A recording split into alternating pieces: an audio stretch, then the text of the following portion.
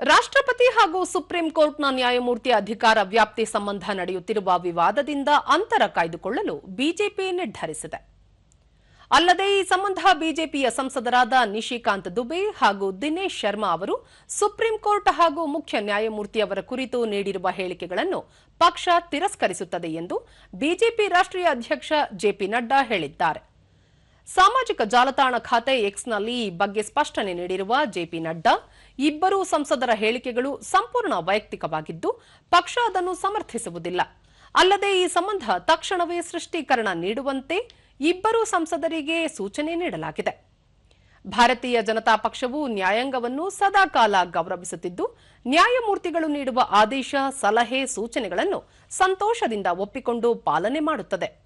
ಈ ದೇಶದ ನ್ಯಾಯಾಲಯಗಳು ಪ್ರಜಾಪ್ರಭುತ್ವದ ಅವಿಭಾಜ್ಯ ಅಂಗವಾಗಿದ್ದು, ಸಂವಿಧಾನವನ್ನು ಸಂರಕ್ಷಿಸುತ್ತಿರುವ ಆಧಾರ ಸ್ತಂಭವಾಗಿದೆ ಎಂದು ಜೆಪಿ ನಡ್ಡಾ ಹೇಳಿದ್ದಾರೆ.